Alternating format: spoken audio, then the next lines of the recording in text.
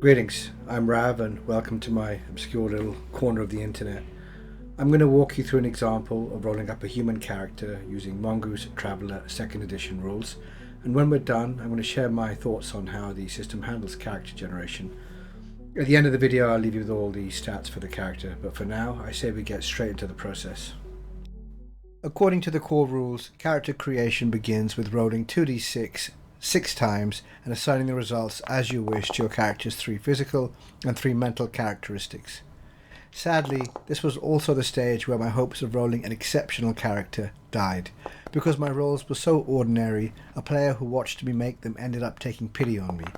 "I've seen worse," he said, in an effort to make me feel better, which was small consolation coming from him since he'd been playing Traveller since the late 1970s. However, what did console me was understanding that my character's stats were at least in keeping with what Traveller's character generation rules are trying to achieve, which is to say creating more realistic rather than superpowered characters. For the same reason, I didn't use the optional rule found in the Traveller Companion that allows you to roll characteristics using boon dice, meaning rolling 3d6 for each characteristic and disregarding the lowest roll. Instead, with the spirit of the game in mind, I was able to live with my lackluster rolls, which I then assigned to my character with the creation of more of a thinker than an action hero in mind. The next step in character generation is choosing which skills your character learned during adolescence. The choice is limited to the skills that appear on the background skills table. At this point, it's important to understand that a character's proficiency in a skill is described by a skill level. The skill level is also the bonus, or, when dealing with an untrained skill, the penalty applied when rolling to see if a character successfully performs an action based on the skill. The zeros beside the skills in the table indicate that a character learns background skills up to level 0, which might not sound like a lot until you realize that an untrained skill has a level and therefore a penalty of -3.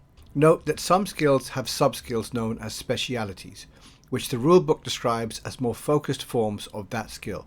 For example, the drive skill has 5 specialities, each one covering a different category of vehicle. When a player selects a background skill with specialities, all the skill specialities are raised to level 0.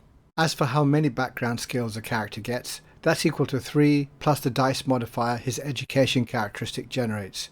Since my character had an education of 9, with the corresponding dice modifier +1, that meant I got to choose 4 background skills. With my plan to create more of a thinker in mind, I used my character's background skills to strengthen his soft skills, including his ability to handle social, bureaucratic, and communication-based situations. I used his last background skill to ensure he could drive.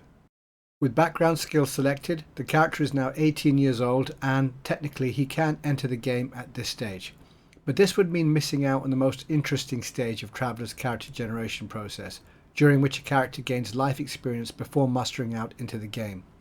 And while risks are involved, most players are ready to accept them since the potential rewards for their characters include entering the game financially better off and with more skills. But before going any further, it's helpful to understand the basics of how this stage works, especially since the rules covering this section, if not complicated, can be quite intricate.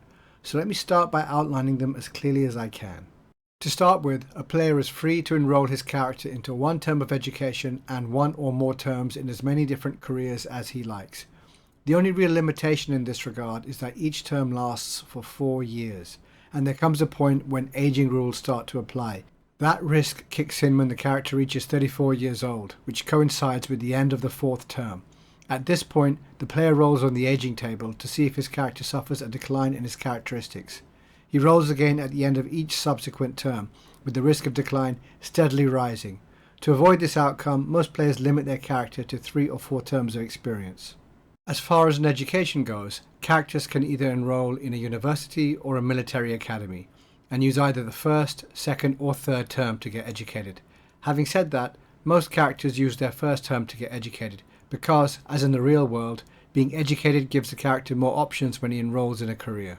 In either case, joining a university or a military academy is not automatic. Qualification requires a roll. If the roll is successfully made, the character gets a number of benefits, including learning new skills, a chance to roll on an events table, and a chance to make a graduation roll, which, if successful, grants the character still more benefits. Characters go through a similar process for careers. First, the player chooses one of the assignments the career has to offer, such as support, infantry, and cavalry, as in the case of a career in the army. The player then rolls to see if his character qualifies for the career. If he does, he learns new skills during basic training. The player then rolls to see if his character survived the career term. Success grants a roll on the events table and an advancement roll to see if he got promoted. Alternatively, if he failed the survival roll, the character must suffer what outcome the player rolls on the mishap table and immediately leave the career, thereby losing his advancement and events table roll. Finally, when a character leaves a career, you get to roll on the mustering out table once for each term your character survived in the career. So if he was in the career for 3 terms, but only successfully made 2 of his 3 survival rolls, you get to roll twice on the mustering out table. You can roll on the mustering out table for either cash or benefits, with the only limitation being that you can only roll for cash a maximum of 3 times, regardless of how many rolls you have to make. You got all that? Good. Let's get on with rolling up the character. With the civilian career path of some kind in mind, I used my character's first term to enroll him in university. I then made the qualification roll. My reward was to raise 2 more skills from a list of skills taught at university. I could raise one to level 0, the other to level 1. Note that when raising a skill with specialities to level 1, the player chooses one speciality to raise to level 1. All other specialities under the same skill remain at level 0. The skill I chose to raise to level 1 was Advocate, which strengthened my character's public speaking ability and gave him knowledge of common legal codes. For my extra level 0 skill, I came up with a profession that complemented my other skills. I then rolled on the pre-career events table, which earned me D3 lifelong friends from university. At this point, it's worth mentioning that Traveller encourages players to roll up characters together as a group activity. This allows them to use these events to establish ties between characters before they join the game, which, in turn, enables the referee to avoid having to resort to some cliched explanation for how the characters met, like the old "you met in a bar" trope. It's a great idea, but when players can't roll up their characters together, there's no reason why they can't figure out how their characters know each other later, after they've rolled them up, when the players finally meet, as I'll do for this character. Meanwhile, it was time to move on to the final stage of the education term, rolling to see if my character graduated. I made the roll, narrowly missing a result which would have earned me graduation with honours and attracted even more benefits. But I was happy enough just to graduate, given the benefits included increasing my education characteristic by +1 and increasing both the skills I learned at university by an additional level. Graduating had also made it easier to qualify for a number of careers, including the career path I had in mind for my character, which was a civilian career working as a corporate executive. I figured a few terms as a high-flying executive would allow my character to muster out into the game with enough money to start up his own little trading company, complete with one modest ship, or at least a significant stake in one. And thanks to my +1 education dice modifier, to qualify for the career I only needed to roll 4 or higher with 2d6. But it was at this point that I was about to realize how fundamentally different Traveller's character generation process is to most other role-playing games, because usually you end up with a character that closely matches the concept you had in mind. For example, you decide you want a wizard, you roll up a wizard. Whereas in Traveller, your character concept can be a lot more like those childhood dreams about what you want to be when you grow up, dreams that often don't come true. And so it was for my character, because I failed my role to qualify for the career as a corporate executive that I had in mind. And just like that, I now had to choose one of 2 stark options that were so unattractive to me that I would never have entertained them had I the choice. My character could either submit to being drafted into some branch of the military, or become a drifter. Since my character was no action hero, I opted to make him a drifter, and of the 3 possible assignments open to a drifter, I chose scavenger, since I figured working on a salvage crew might at least be good experience for someone who still hoped to one day own and run his own commercial spaceship. Since qualifying to be a drifter is automatic, there was no need for a qualification roll. Instead, my character immediately entered basic training. Normally, when dealing with a character's first term in his first career, basic training means he gets to raise all of the career's service skills to level 0. However, the citizen and drifter careers are exceptions to this rule. The character gets to raise all of the career's assignment skills to level 0 instead. It was now time to roll to see if my character survived the career. Success would earn him a roll on the events table, an advancement roll, and a roll on the mustering out table when it was time to leave the career. But again, it wasn't to be, which meant the only table I'd be rolling on was the mishap table. The narrative I came up with to explain the result of my roll on that table was that an old friend had approached my character with the offer of a criminal partnership, one that involved paying my character handsomely for whatever salvage he could steal instead of turn in as he should have. Because my character was down on his luck and he trusted his old friend, in a moment of weakness he accepted the deal, only for the so-called friend to sell my character out after he got caught offloading the stolen goods my character had supplied him. According to the mishap table result, all that remained was rolling to see if my character would be doing time. I admit I wasn't too concerned since I only needed to roll 3 or higher with 2d6 to avoid that fate, but I hadn't allowed for how unlucky this character was turning out to be. Snake Eyes. And so it was that a character who began with such high hopes ended up for his third term doing time in the slammer. As for which prisoner assignment I chose, I figured the inmate suited my character best. Someone who just wanted to keep his nose clean and get out of prison in one piece. Unlike a drifter, since becoming a prisoner is automatic, there was no need for a qualification roll. Instead, I immediately became a rank 0 prisoner, allowing me to raise melee and arm skill to rank 1. And for basic training, since this wasn't my first term of my first career, I was only able to raise my choice of 1 service skill to level 0. I went for Persuade. With skill improvements done, it was time for my survival roll, which, almost predictably by this point, I failed. The 4 I then rolled on the mishap table earned me the dislike of a guard. It also made it harder for my character to get paroled, which is how you get out of prison. That's why you don't leave the prisoner career even when you fail your survival roll. For the same reason, you still get to roll on the events table and for advancement. Aside from having to roll on the mishap table, for a prisoner, the only other downside for failing the survival roll is missing out on a benefit roll for the term. As for my roll on the events table, I rolled a 3, which gave me the opportunity to escape, but only with a slim chance of success. And since failure came with serious consequences, not to mention the fact that Lucky was hardly my character's middle name, I decided to pass on the opportunity to break out.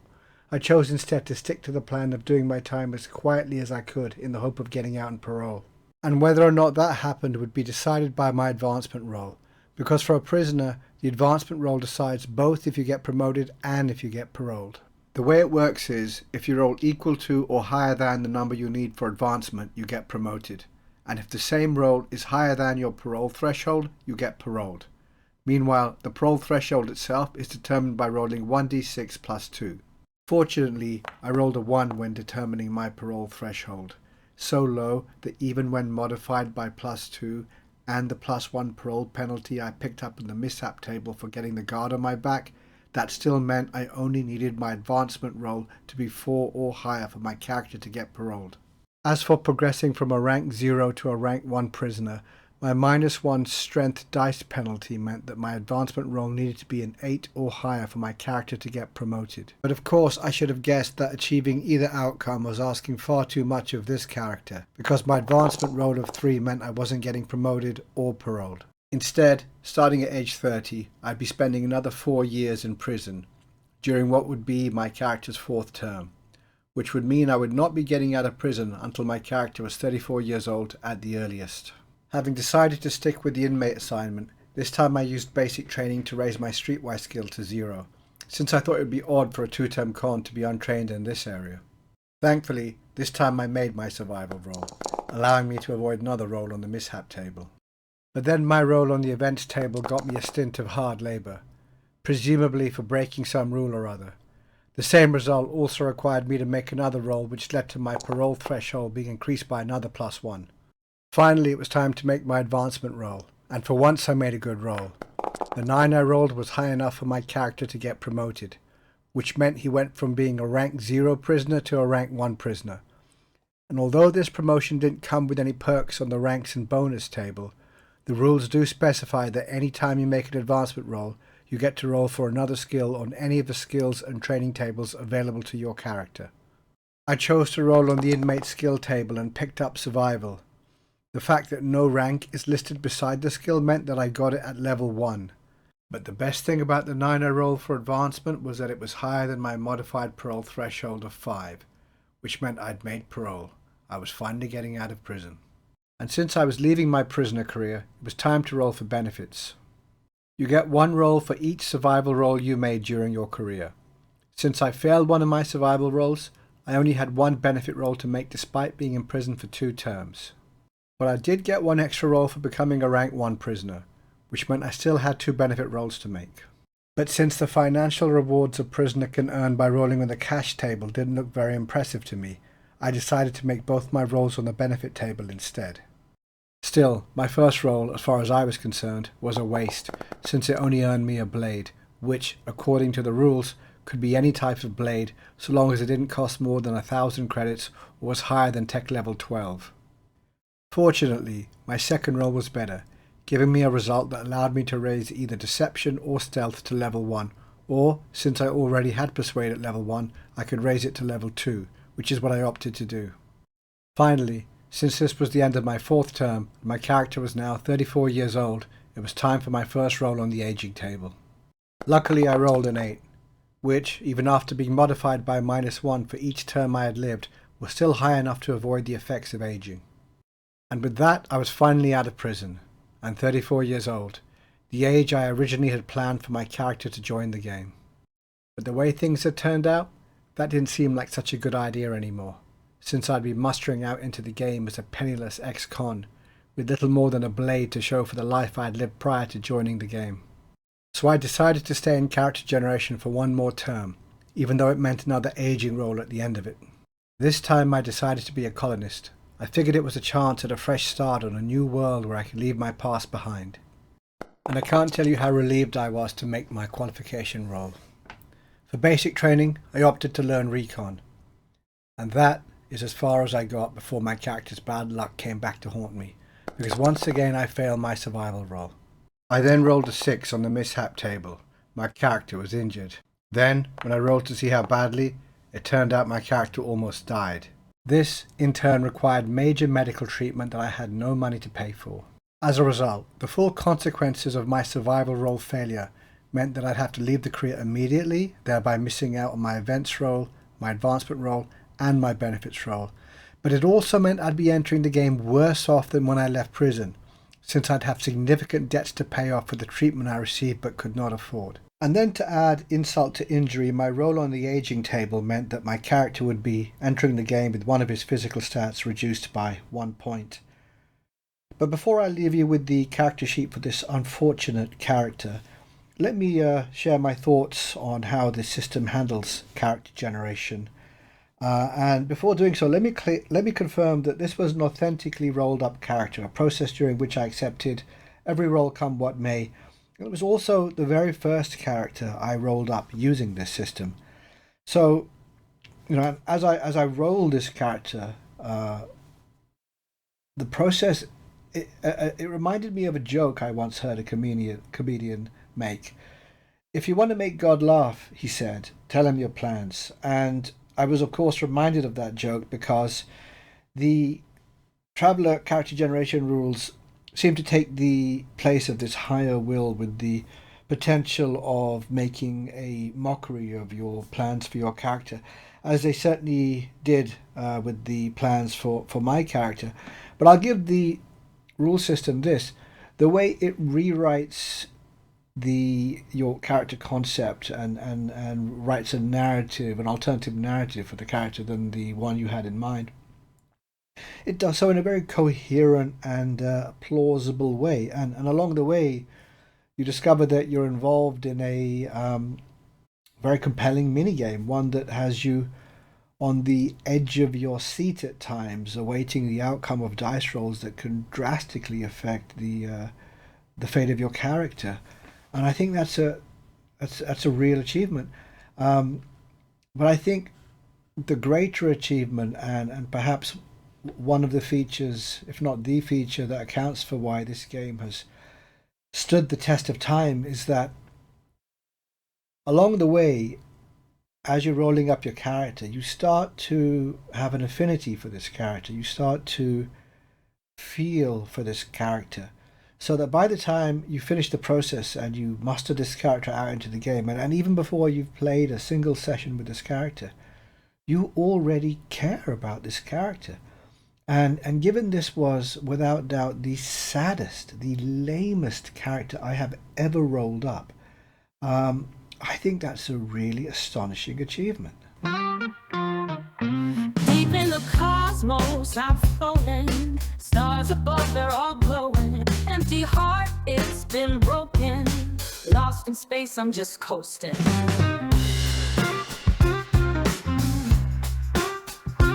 Out here in darkness, I wonder, is my life just a blunder? Voices of silence like thunder. I'm the biggest space-time blunder. I'm the biggest loser in space. Out of luck and out of place. Gravity can't find a trace. I'm the biggest loser in space.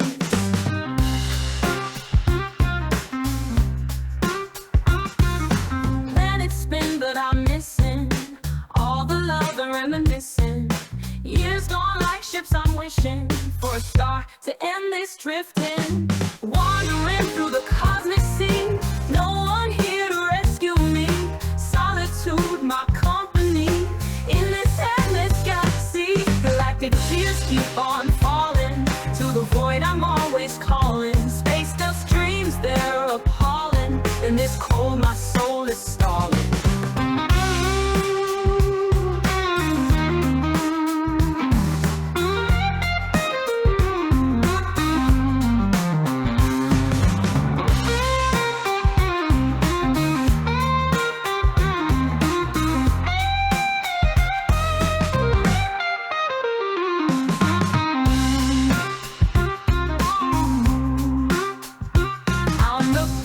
Loser in space, out of luck and out of place. Rather luck and out of place. I'm the biggest loser in space, out of luck and out of place. Gravity can't find a trace.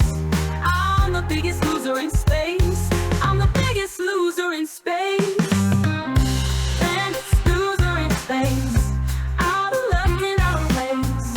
Gravity can't find a trace. I'm the biggest loser in space. Planets spin, but I'm missing all the love and reminiscing. Years gone like ships, I'm wishing for a star to end this drifting. Wandering through the cosmic sea, no one here to rescue me. Solitude, my company, in this endless galaxy. But I'm missing all the love and reminiscing. Years gone like ships, I'm wishing for a star to end this drifting. Wandering through the cosmic sea, no one here to rescue me. Solitude, my company, in this endless galaxy. No one here to rescue me. Solitude, my company, in this endless galaxy.